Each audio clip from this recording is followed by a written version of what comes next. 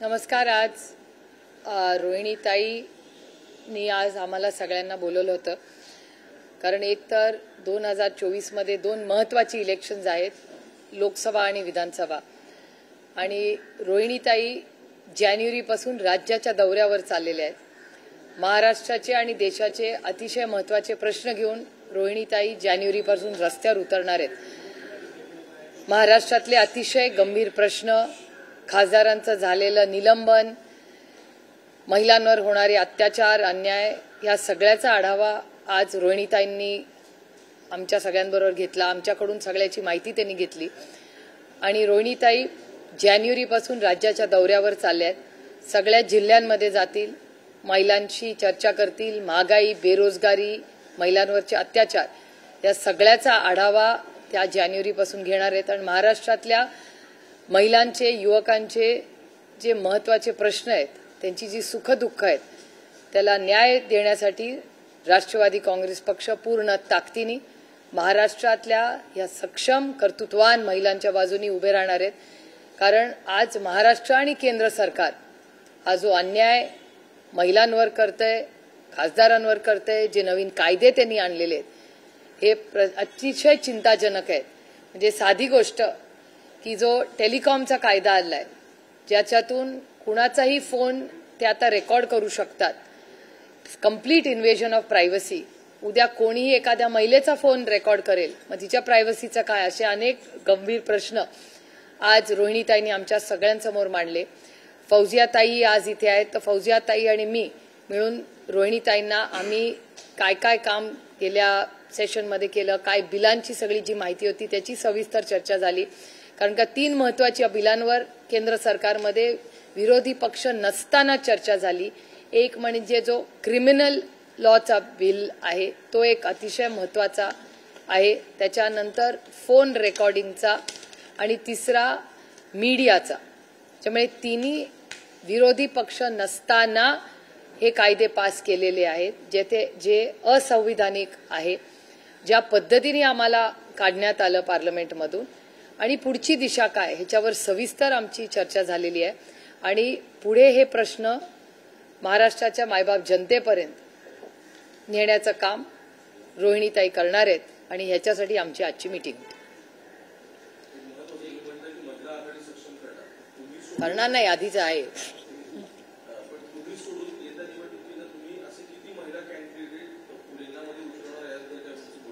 नाही, आता ते पक्ष ठरवेल, त्याच्यात आघाडीत ठरेल. आम्हाला त्या जेंडरमध्ये आम्ही अडकत नाही. आता रोहिणीताईंनी राज्यामध्ये होणारी परिस्थिती किंवा जो डेटा आता बाहेर येतो, केंद्र आणि महाराष्ट्र सरकारचा क्राईमचा डेटा जो महाराष्ट्रात येतोय, तो अतिशय चिंताजनक आहे.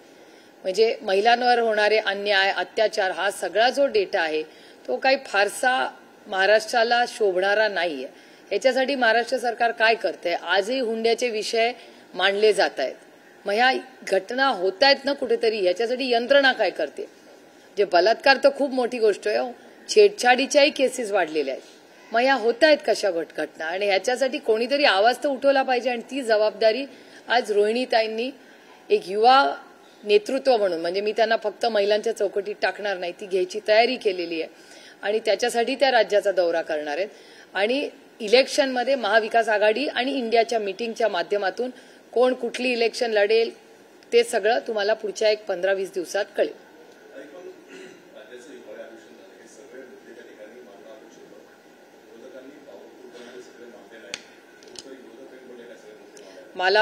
पण मी जे काय तुमच्या सगळ्यांच्या चॅनलवर बघितलं, मला वाटतं माननीय जयंत पाटलांनी ह्याच्यावर सविस्तर भाषणं केली आहेत, जी तुमच्याच सगळ्यांच्या चॅनल्सवर मी पाहिली.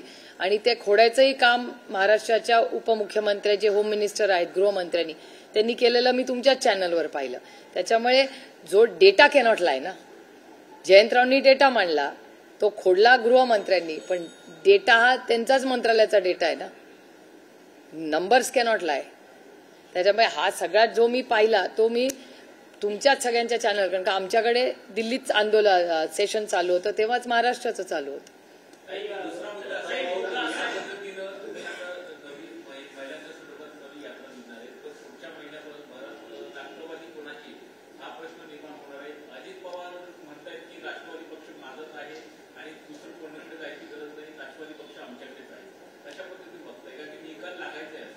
माझा इलेक्शन कमिशनवर पूर्ण विश्वास आहे. इलेक्शन कमिशन न्याय देईल एवढीच माझी माफक अपेक्षा आहे.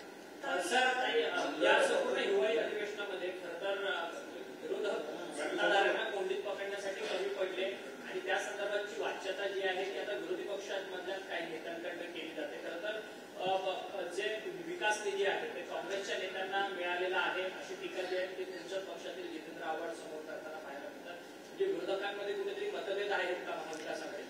मी तुम्हाला खरं सांगू, इथलं नाही मी सांगू शकत, कारण का मी असेंब्लीमध्ये नाही, मी लोकसभा लढते. पार्लमेंटमध्ये पूर्ण ताकदीने आम्ही लढलोय आणि तुम्ही आमचे डिबेट्स पाहिले, आमची आंदोलनं पाहिली. त्याच्यात दिल्लीमध्ये इंडिया आणि महाविकास आघाडी ही पूर्ण ताकदीने लढली आहे आणि म्हणूनच ते आम्हाला घाबरले आणि म्हणूनच आम्हाला त्यांनी बाहेर काढलं. कारण काही गरजच नव्हती. नाही, एक वाक्यता आहेतच ना. कुठे तुम्हाला दिसते? उद्धवजी स्वतः आले होते दिल्लीला. महाविकास आघाडीची अतिशय उत्तम मीटिंग झाली. सोनियाजी, राहुलजी, उद्धवजी, सगळ्या नेत्यांची, संजय राऊतजी त्या मीटिंगला होते, आदरणीय पवार साहेब होते, नितीश, सगळ्यांचीच अतिशय चांगल्या मीटिंग दिल्लीमध्ये झाली.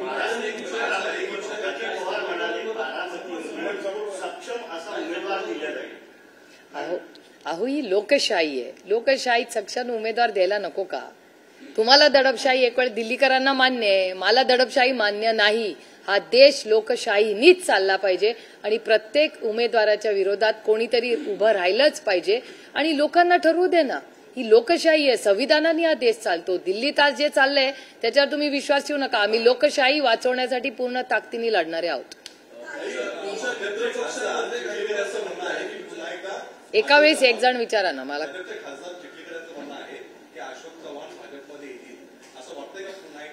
मला असल्या काय गोष्टी माहिती नसतात. मला माहिती नसतात असल्या गोष्टी. ज्यांना माहिती आहे त्यांना विचारा.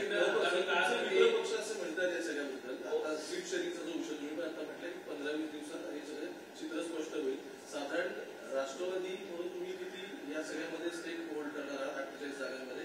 आणि दुसरं, तुमच्या मित्रपक्षामध्ये संजय राऊत असं म्हणतात की काँग्रेस संदर्भातली भूमिका आम्ही दिल्लीत जाऊन स्पष्ट करणार आहोत. तर नक्की यामध्ये काय सुरू? बरोबर आहे ना, राऊत साहेब म्हणतात ते. अर्थातच आमच्या तिघांमधल्या काही चर्चा इथे होतील राज्यात पहिल्या स्टेपला आणि काही झालेल्याही आहेत ऑलरेडी आणि त्या दिल्लीमध्ये आम्ही सगळे चर्चा करून फायनल होईल. कारण का ते इंडियाचा पण तो अविभाज्य भाग असेल ना. त्याच्यामुळे काही चर्चा इथे ज्या झालेल्या आहेत त्याची एक पहिली स्टेप ही दिल्लीच्या परवा उद्धवजी आले होते तेव्हा सविस्तर चर्चा ऑलरेडी झालेली आहे सीट शेअरिंगची दिल्लीमध्ये.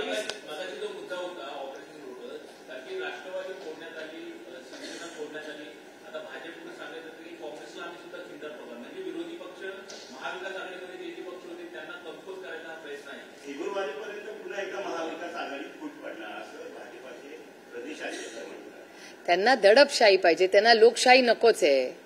त्याच्यामुळे जे दडपशाहीला मार्क देतात, आईसचा वापर करतात. आईस आता सगळ्यांना माहिती आहे, इन्कम टॅक्स, सीबीआय आणि ईडी. जे राऊत साहेब म्हणतात ते गोष्ट खरी आहे. एकदा आईस बाजूला ठेवा आणि मग इलेक्शन लढा. त्याच्यामुळे दडपशाही, तुम्ही विचार करा, 150 खासदार आम्ही काय केलं की 150 खासदार बाहेर काढले आणि 150 खासदार बाहेर काढून तुम्ही विधेयक पास करता. याचा अर्थ काय? याचा अर्थ सरकारला काहीतरी भीती वाटली होती ना. नाही तर कशाला 150 खासदार काढतील? ते 300 आहेत, आमच्या दुप्पट आहेत.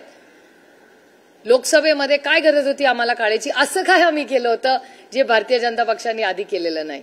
संजय राऊत यांनी खासदारकीच्या निवडणुकीमध्ये 23 जागा आम्ही लढणार ठाकरेगट असं त्यांनी दावा केला. या त्यांच्या वक्तव्याशी तुम्ही सहमत आहात? हो, चर्चा तर होऊ द्या ना.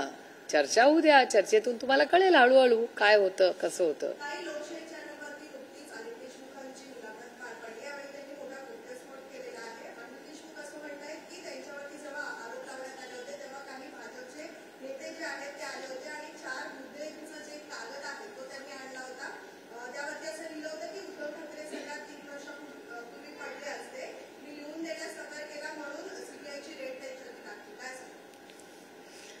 तर मी एक तर ती पाहिलेली नाही इंटरव्ह्यू तो. आणि जर देशमुख साहेब जर काही वक्तव्य केलं असेल तर ते सत्यच असेल ना. दुसरं काय असू शकतं?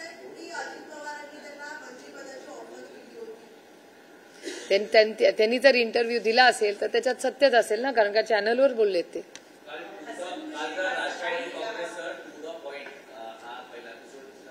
प्रदेशाध्यक्ष जयंत पाटील यांनी खुलासे केलेले आहेत. त्यामध्ये सिंचन घोटाळ्याचा देखील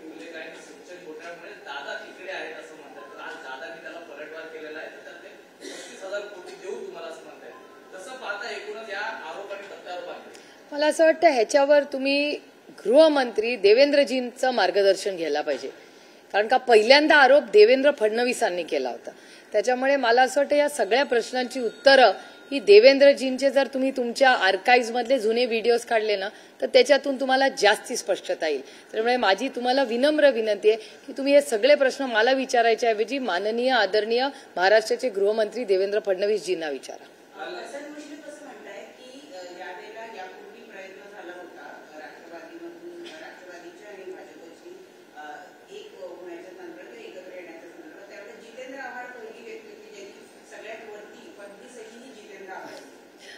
माझ्या मनात एकतर वयाने फार मोठे आहेत माझ्यापेक्षा मुश्रीफ साहेब, आणि मुश्रीफ साहेबांच्या बद्दल माझ्या मनात प्रेमच आहे, कारण मी खूप कन्फ्युज्ड आहे त्यांच्या बाबतीत.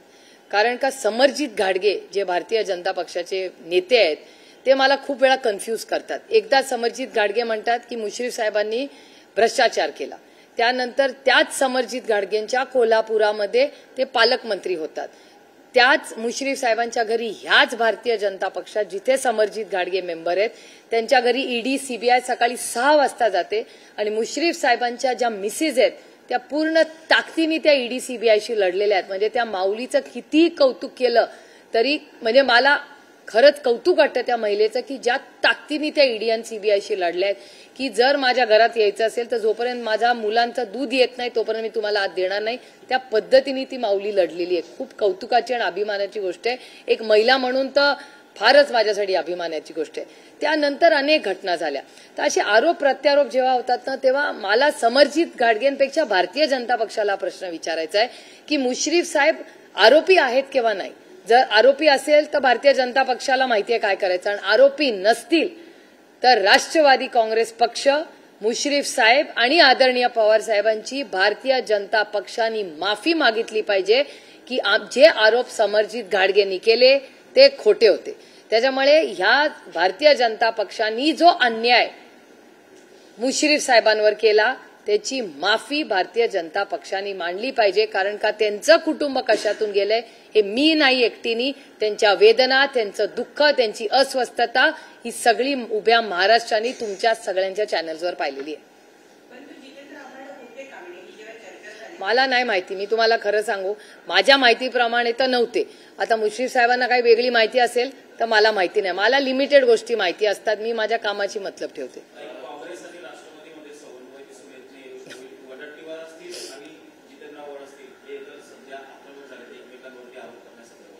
तुम्ही खूप मोठा स्टेटमेंट करताय.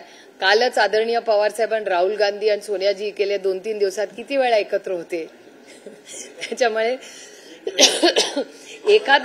एखादं स्टेटमेंट एका मोठ्या कुटुंबामध्ये एखादं स्टेटमेंट कमी जास्त झालं म्हणून जे पालकाच्या जागेवर सगळे आहेत ते रोजच भेटतायत.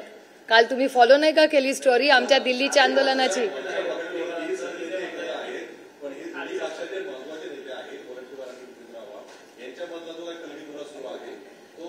तो त्याच्यातून मार्ग चर्चा करून मार्ग काढू की मला समजून घ्यायला लागेल. मी तर काल दिल्लीत होते, मी तुमच्याचकडून ऐकते, त्याच्यामुळे मी माहिती काढीन काय झालं. कारण का काल योगायोगाने आमचं जे आंदोलन होतं त्याच्यानंतर राहुलजी, मी आणि आदरणीय पवार साहेब एका गाडीतूनच आमच्या घरी आलो आणि नंतर चर्चा झाली. त्याच्यामुळे राष्ट्रवादी काँग्रेस आणि काँग्रेसमध्ये अडचण आहे किंवा काय हे म्हणणं खूपच थोडंसं बाळबोध होईल असं मला वाटतं.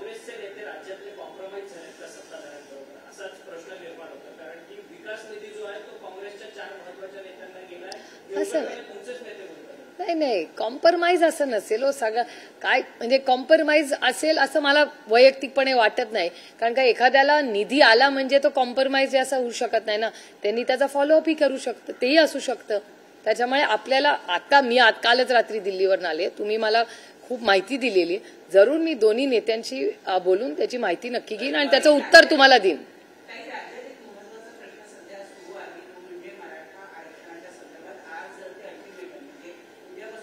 24 तारीख ना.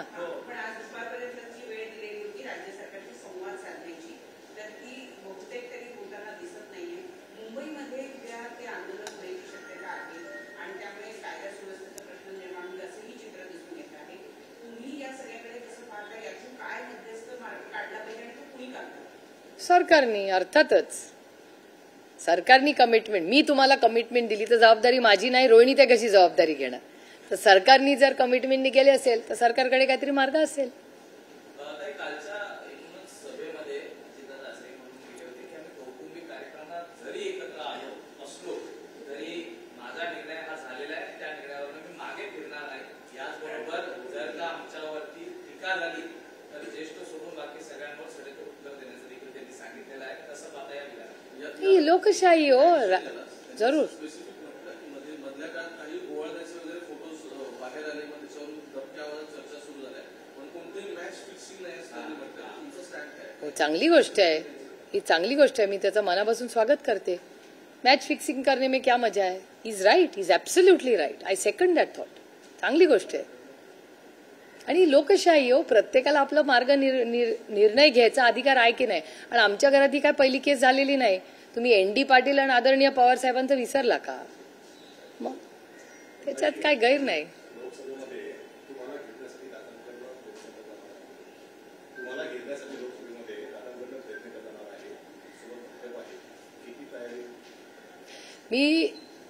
मी माझा अभ्यास केलाय. आता लोक मायबाप जनता ठरवेल.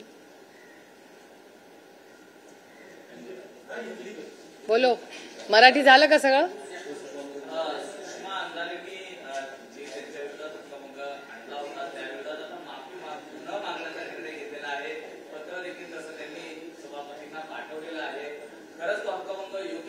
मी तुम्हाला खरं सांगू, मला म्हणजे भारतीय जनता पक्ष हा महिला विरोधी पक्ष आहे. महिलांनी काही केलं ना की त्यांना ते झेपत नाही आणि आवडत नाही, हे त्यांच्या डीएनए मध्ये आहे. मी अनेक तुम्हाला उदाहरणं देऊ शकतात.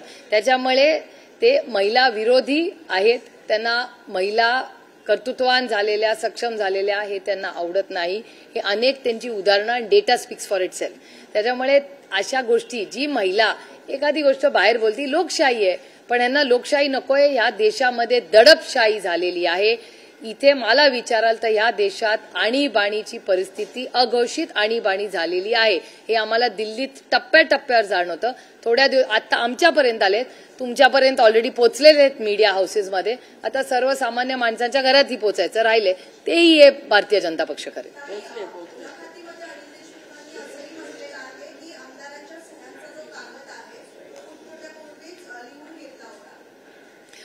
हे बघा, देशमुख साहेब आमच्या पक्षाचे वरिष्ठ नेते आहेत. त्यांनी ज्या ज्या गोष्टी झाल्या असतील, सांगितल्या आहेत, त्या बरोबरच असणार ना, अर्थातच. Anything else? मराठी झालं? पहिलं मराठी कंप्लीट करू, मग हिंदी घेऊ.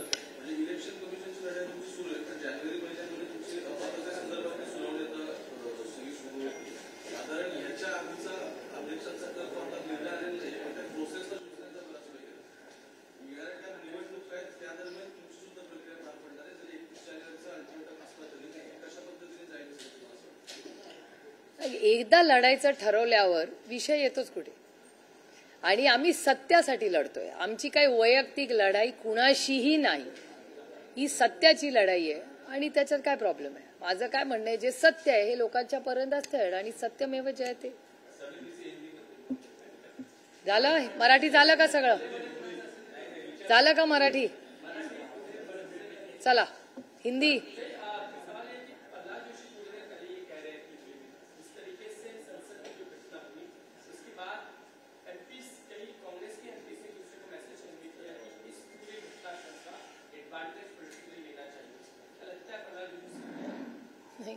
देखो, प्रहलाद जी बड़े नेता है, पार्लियामेंट्री अफेयर्स मिनिस्टर है. मेरे मन में उनके बारे में आदर ही है.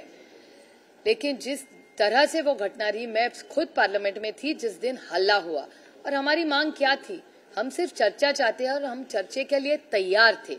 लेकिन सरकार चर्चा नहीं करना चाहती, इसलिए 150 एमपीज को निकाला गया. नहीं तो क्यों निकालते 150 लोगों को? देश के इतिहास में कभी ऐसे नहीं हुआ है.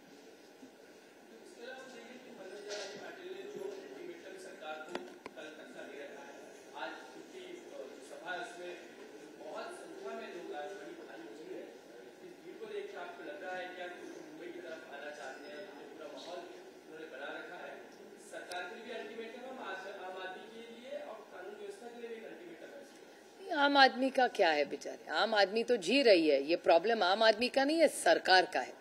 ये जो महाराष्ट्र की ट्रिपल इंजन सरकार है उसको जवाब देना है। उसने सोचना दिया था जब प्रॉमिस किया था।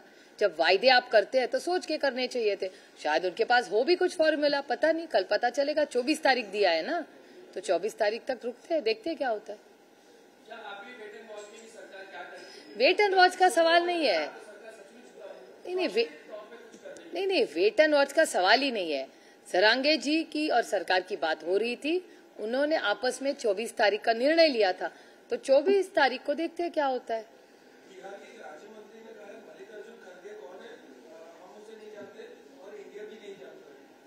मैं बताऊं,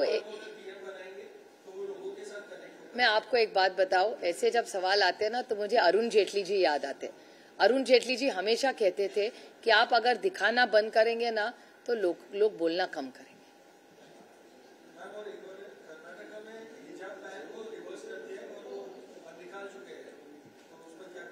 नहीं, मुझे ख्याल से वो उनका प्री पोल कमिटमेंट था ना कांग्रेस का शायद।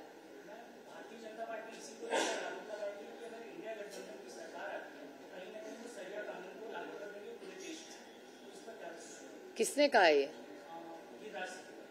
गिरिराज सिंह जी ने क्या कहा है?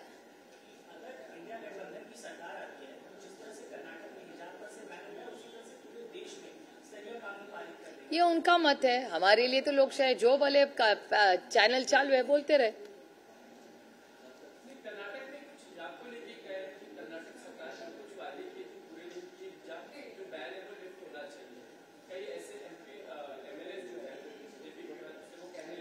वो कर्नाटक का अंतर्गत मालका है, सरकार है, वहाँ के मुख्यमंत्री है, वो निर्णय ले लेंगे, अपने को पता चलेगा। हर चीज में एक ओपिनियन होना चाहिए। ये कौन सी जगह है?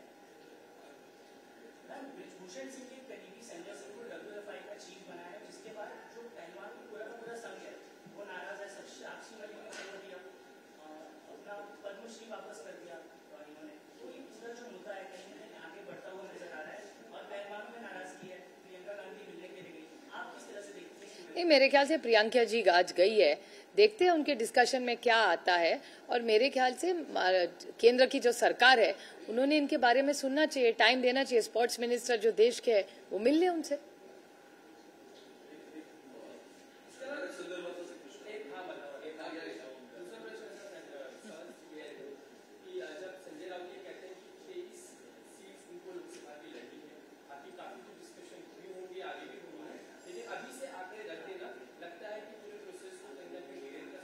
कोई नहीं डिरेल नहीं होगा, कुछ डिरेल नहीं होगा। बातें बहुत अच्छी तरह चल रही है, दिल्ली में भी बात हुई है। आगे आप देखेंगे एक 15-20 दिन में सब अनाउंस हो जाएगा। ठीक है, अरे अधिकार है सबको बोलने का। आपको ऐसे क्यों लगता है? आप लोग भी वो दड़पशाही के पीछे पड़ गए, मुझे लगता है। हम लोकशाही में ठीक है, कैमरा चल रहा है, लोग बोल रहे हैं, मन की बात कह रहे हैं। मन की बात क्या सब एक ही आदमी कह सकता है? हम लोग नहीं कह सकते। ये कैसा अन्याय है हम पे?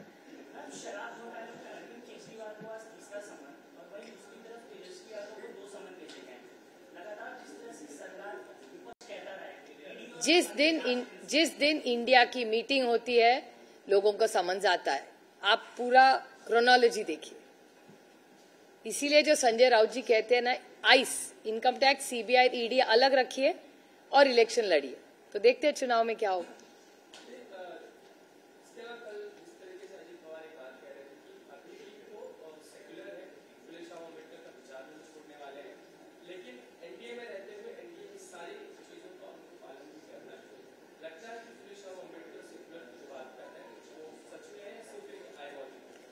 वो इसका जवाब वो ही दे सकते हैं ना, वो उनका आइडियोलॉजी का इशू है, तो उसका जवाब उनको ही आप पूछे तो ज्यादा बेहतर होगा।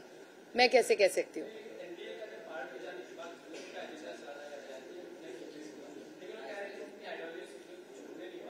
इसका सवाल आप देवेंद्र जी और अजीत पवार दोनों को आपको पूछना पड़ेगा, क्योंकि अलायंस में वही दो है, तो आपको उनको ही पूछना पड़ेगा कि उनकी दोनों की क्या अरेंजमेंट है, वो मुझे नहीं पता।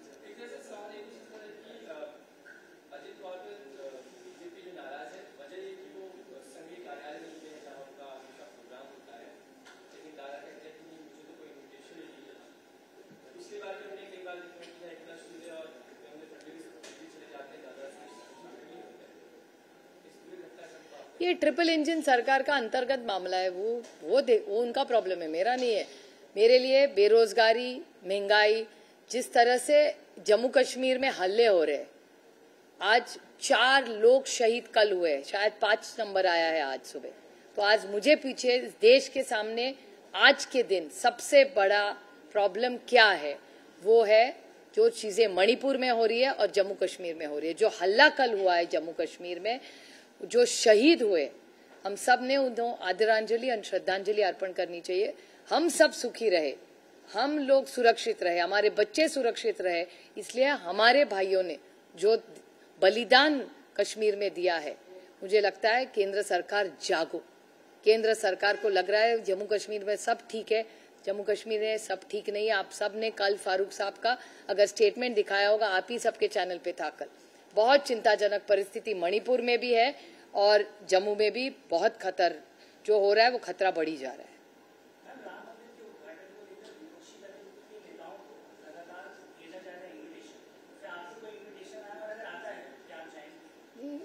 मुझे लगता है आज के दिन सबसे बड़ी चिंता हम सब ने करनी चाहिए कि जो जम्मू में हो रहा है वो बहुत चिंताजनक है। 5 लोग शहीद हुए और राम मंदिर का अगर न्योता आने तो दो, फिर देखेंगे। और हमारे लाइफ में, मैं तो मराठी लड़की हूँ, मैं जब से पैदा हुई तब से रामकृष्ण हरी सुन के ही बड़ी हुई हूँ। पंढरपुर जाते हैं, रामकृष्ण हरी कहते हैं, मैं खुद पालकी चलती हूँ। मेरे भाग्य की मेरे निर्वाचन क्षेत्र से जाती है दोनों पालकियां, तो मेरे लिए रामकृष्ण हरी तो वृद्ध वाक्य है। और हमारी जो मराठी संस्कृति है उसमें हरि मुखे मना, हरि मुखे मतलब मुंह में हमेशा हरि का नाम रखो और सबसे प्यार से बात करो, ऐसी हमारे संस्कार है।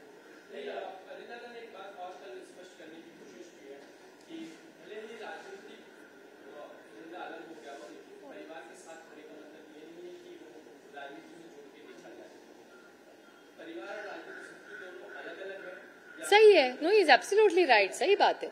मैंने तो कितनी बार ऐसे यही तो कहा है मैंने।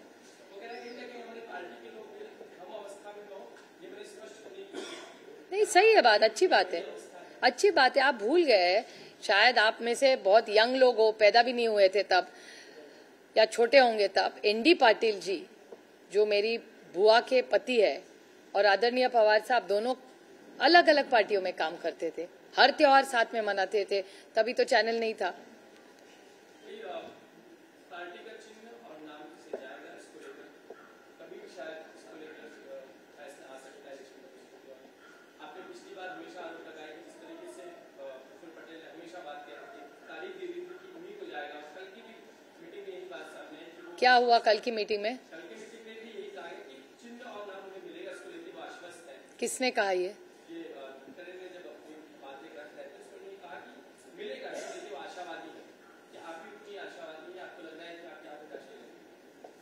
वेल, इलेक्शन कमीशन में हमने हमारी साइड रखी है, अभी सत्यमेव जयते।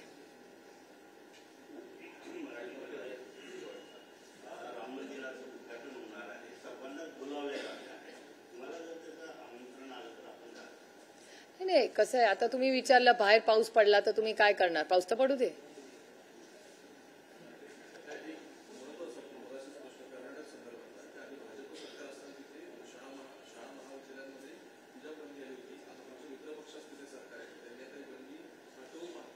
मला असं वाटतं कर्नाटकाचा अंतर्गत प्रश्न नाही, त्यांनी काहीतरी चर्चा केली असेल ना, तो अधिकार आहे, नाही लोकशाही आहे हो। नाही, पण तो कर्नाटकाचा वैयक्तिक प्रश्न आहे ना, आणि काहीतरी काँग्रेस पक्षाने कमिटमेंट केली असेल। आपण सगळ्यांच्या आयुष्यात कशाला ढवळाढवळी करायची आणि तो अधिकार कोणी दिला? आणि लोकशाही आहे का त्या देशात? आमच्यासाठी तरी लोकशाही आहे आणि आमचा प्रयत्न की ती लोकशाही टिकली पाहिजे, कारण का आज गदा आमच्यावर आहे, तुमच्यावर आलेलीच आहे अर्धी गदा, पण सर्वसामान्य मायबाप जनतेवरती गदा येऊ नये ह्याच्यासाठी या देशाचं संविधान वाचवण्यासाठी आज मला विचाराल तर इंडियाची जबाबदारी वाढली आहे। आता हे फक्त कुणाच्या विरोधात नाहीये, या देशाचं संविधान आणि तुम्हाला मला मोकळा श्वास घ्यायला यावा याच्यासाठी आम्हाला लढावं लागणार आहे। ज्या महात्मा गांधींनी उभं आयुष्य तुम्हाला मला स्वातंत्र्य मिळावं ह्याच्यासाठी जे योगदान भारतरत्न डॉक्टर बाबासाहेब आंबेडकरांनी दिलं, पंडित जवाहरलालने दिलं, वल्लभभाई पटेल, किती नावं घेऊ, अशा ज्या लोकांनी उभं आयुष्य तुमच्या आणि माझ्यासाठी केलं, त्यांच्यासाठी आदरांजली श्रद्धांजली द्यायची असेल तर आज संविधान वाचवण्यासाठी या देशामध्ये तुम्हाला आणि मला स्वातंत्र्य आणि मोकळा श्वास घेण्यासाठी पूर्ण ताकदीने आम्हाला लढावं लागेल. कारण का आज ज्या घटना देशात होत आहेत ह्या चुकीच्या होत आहेत आणि त्या दुर्दैवी आहेत. नितीन गडकरी यांनी 4 दिवसांपूर्वी एक महत्त्वाचं स्टेटमेंट दिलेलं आहे. आज दुर्दैव आहे खरं तर ना उजवे ना डावे फक्त संधी साधू लोक जे आहेत ते आता राजकारणात आहेत. कोण कुठल्या पक्षात कधी घुसतंय कधी बाहेर जातात कुठे जातात हे कोणीच काही सांगू शकत नाही असं वक्तव्य त्यांनी माध्यमांसमोर केलं होतं. त्यांच्या वक्तव्याशी काय तुम्ही सहमत आहात? माझ्या मनात आदरणीय गडकरी साहेबांबद्दल आदर प्रेम कायम कालही होतं आजही आणि उद्याही राहील.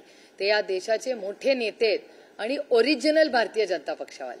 त्याच्यामुळे संघटना विचारधारा ह्याच्याबद्दल ते कटिबद्ध आहेत आणि ते जे काही बोलतात ते नेहमी खरंच बोलतात आणि योग्य बोलतात. त्याच्यामुळे संघटनेच्या बाबतीत त्यांचं जे म्हणणं आहे ते मला असं वाटतं ते योग्यच राहील.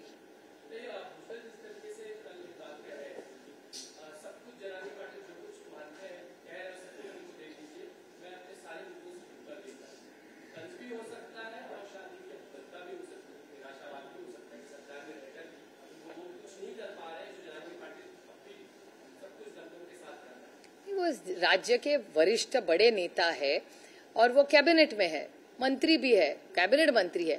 तो अंतर्गत उनके वो ये ट्रिपल इंजन खोखे की जो सरकार है उसमें क्या चिंता होती है वो वही जान सकते हैं ना. हम थोड़ी सरकार में है ना, यहाँ है ना केंद्र में. तो इस सरकार में कुछ कोऑर्डिनेशन नहीं है ऐसा दिख रहा है क्योंकि बहुत सारे कैबिनेट मिनिस्टर जो कैबिनेट में कहना चाहते हैं वो तो बाहर कह रहे हैं. तो मुझे अगर पूछे तो कांग्रेस एनसीपी का आपने पूछा उससे ज्यादा मिस कोऑर्डिनेशन डिसकोऑर्डिनेशन नो कोऑर्डिनेशन ये सब महाराष्ट्र की ट्रिपल इंजन खोखे सरकार में है. क्योंकि जो बोलते हैं वो कैबिनेट में नहीं बोलते, वो आपके कैमरे में से पता चलता है हमको.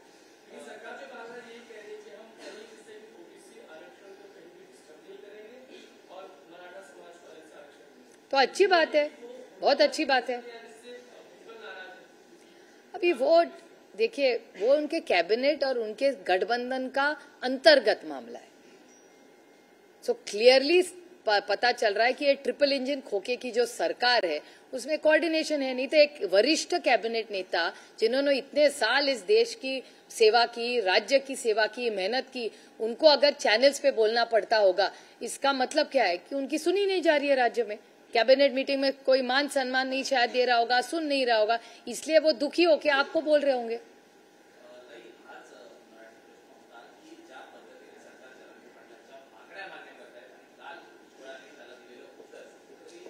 मी त्यांचं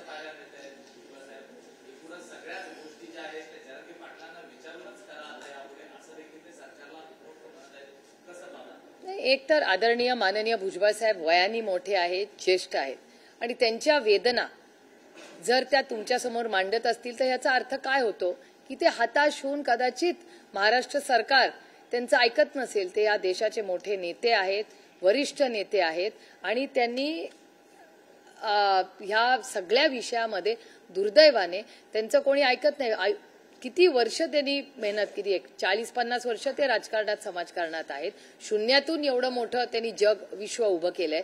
त्याच्यात कॅबिनेटमध्ये म्हणजे मला आठवत आहे की राऊत साहेब म्हणायचे कॅबिनेटमध्ये गँगवॉर चाललाय का गँगवॉर चाललाय.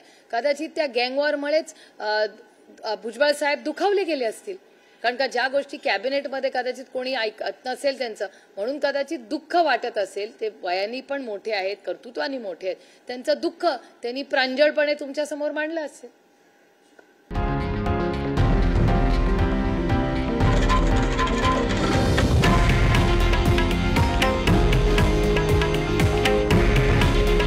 हे आहे देशातील नंबर 1 न्यूज नेटवर्क आणि आपण पाहत आहात TV9 मराठी. काळजी तुमची, हित महाराष्ट्राचं.